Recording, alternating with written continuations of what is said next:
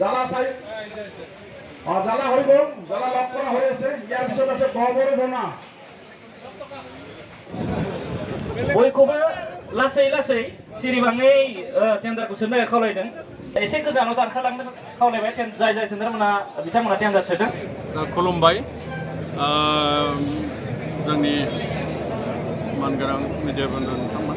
दिनै जिहेतु जोङो नैथि खलबनि टेन्डार थांनाय माने 24 तारिखआवहाय माने जि माने टेन्डारा 50,000निबो सिङाव बियो माने ब्लक लेभेलाव जाबाय आरो दिनै 50,000नि सायाव जिबिलाक एमाउन्ट दङ बियो दिनै सोलिबाय थादों हिसाबै जिखिनि जालांनाय रिपर्ट बे हिसाबै माने 50,000नि सिङाव जालांनाय जिखिनि ब्लक लेभेलाव जानाय बे टेन्डारा मोजाङै मोजां जालांदों दाख्लै 24 तारिखआव आरो दिनैबो जों जिथु नुदों जिहेतु मोजाङैनो जालांगोन होननानै आसा खालामदों जे माने डिसिप्लिन भाबै जिहेतु जों उद्बोधन खालामना होबाय हिसाबै मोजांखौ होनना बुंनांगोन। जोंनि मार्केट सेटेलमेन्टखौ जोङो 30 तारिखनि होननानै सानदों।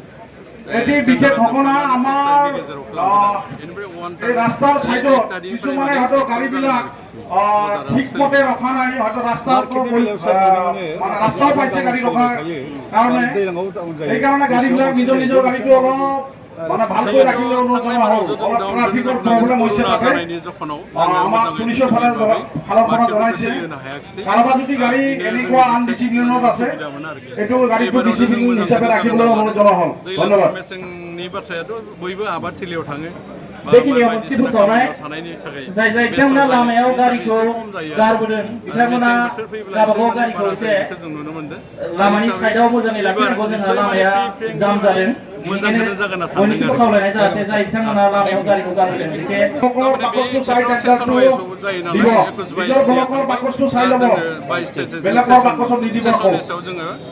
माने নিজৰ ব্লকৰ যিটো বাকচ আছে সেই বাকচতে আপোনালোকে টেণ্ডাৰটো দিব।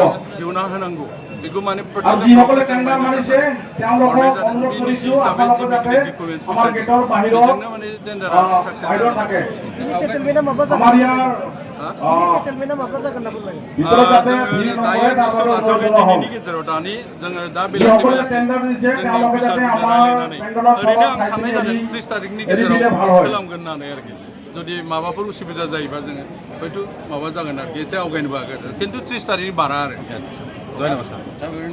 रेभिनिउआ बेसेबां फैया मार्केट? ओरैनोथ' जोङो आंनि टाइम हिसाबै मोनसेल'सो टाइम थांबाय। थांनाय बाराव जोंनिया माने 2,80,00,000 थाखा बेबायदि फैदोंमोन। एबाराव जोङो एसे बारा जायो जोङो माने बारायनो हायाखै आरो एबाराव जोङो थांनाय बोसोराव जि रेट होदोंमोन टेन्डारखौ होनाय जादों। BTR सारा BTR ओनसोलाव 2022-23नि जितु फाइनान्सियेल इयार बे फाइनान्सियेल इयाराव जितु आगोलनि 21-22नि जितु फाइनान्सियेल जि टेन्डार होदोंमोन बे अलरेडि जोब्बाय। बेनिखायनो दिनैहाय जोङो BTR गभर्नमेन्टनि डिसिसन मथे 2022-23नि जितु टेन्डार प्रसेस बे टेन्डार प्रसेसा दिनै सान्थि भाबै जागासिनो दङ।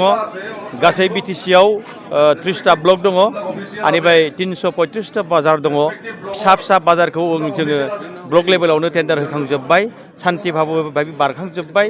दा जोंहा 50,000नि जिफोर गोजौआव बाजारफोर दङ दिनै बेयाव जोंनि बड'लेण्ड गेस्ट हाउसआव टेन्डारा जागासिनो दं। आं मिजिंथिदों बे टेन्डाराबो खुनु दावराव दावसि जायालासिनो सान्थि हिसाबै बारलांगोन आरो बे टेन्डारनि जिथु रेभिनिउ फैगोन बे रेभिनिउजोंनो जों सारा BTR ओनसोलनि जों मोजां मोजां खामानियाव जों बाहायनो हागोन।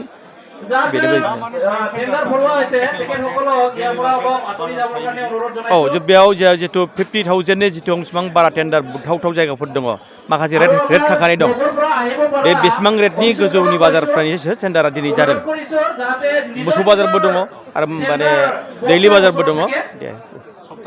उइकलि बाजार